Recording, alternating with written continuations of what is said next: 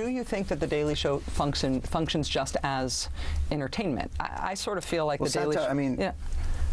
Satire is it's more than entertainment. It is engagement, and it is criticism. Here's what I would say. I feel more of a kinship to Jerry Seinfeld than I do to, what you guys do or what CNN does or what NBC does, in that he is able to comedically articulate an intangible for people.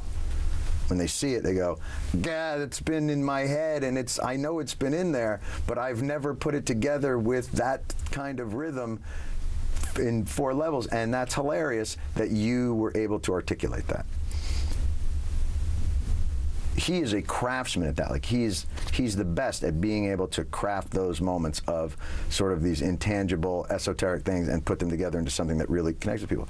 We try and do the same thing, but with a more political, social avenue. But it's still, if you were to look at our process, he's much more our process than the news is. Does that make sense? But what I know of your process seems very similar to the way that I put my show together. You really need to change the way. I know. I mean, we have to, because we're parodying a news organization, we have to have the logistics and mechanics of one. Yeah. But the process that the material goes through is not a news process. But it's fact checking.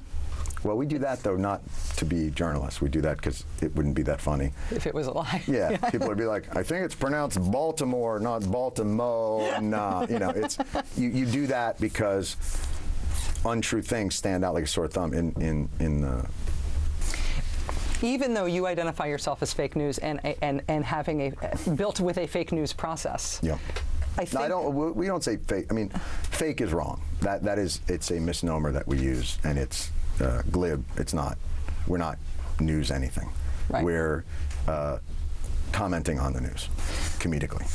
I think that you think of it differently, but I think a lot of people who watch your show and who watch cable news think of what we do as not being that different, which sucks for me because I used to be the sort of mildly amusing person talking, like using humor to tell the story of the wasteful F-35 second engine on that fighter jet, and now I'm the person trying to be Jon Stewart and sucking. I love that F-35 Yes. that you did. That wasteful engine bit, that killed him. It used to be my bit. It's even if you're not launching it in the same way, it's being received in the same way, and the barriers between what actually happens on cable news that you're satirizing and what you're doing, we're not seen as being all that different. Is that the only thing that I would say? It doesn't worry me. I think I can understand how it would worry people in the news, but what I have existed. I am the Highlander. There has been a form of me around in forever, a comedian who, with political and social concepts, criticizes them from a haughty yet ultimately feckless perch, throwing things like that. The box that I'm in has always existed. The box that you're talking about, I think, is new. And so I do think if that's moving towards me, that's okay. But I really feel like I'm on pretty solid ground with the footsteps of my ancestors.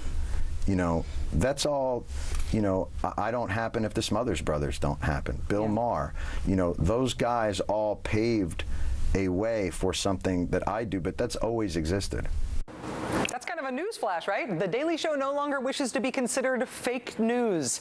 They'd like to be considered as not news at all. I still think it's news. The finale ahead, including me getting a talking to about the word teabag. You don't think it was funny that they were saying teabag the White House before the White House teabags you?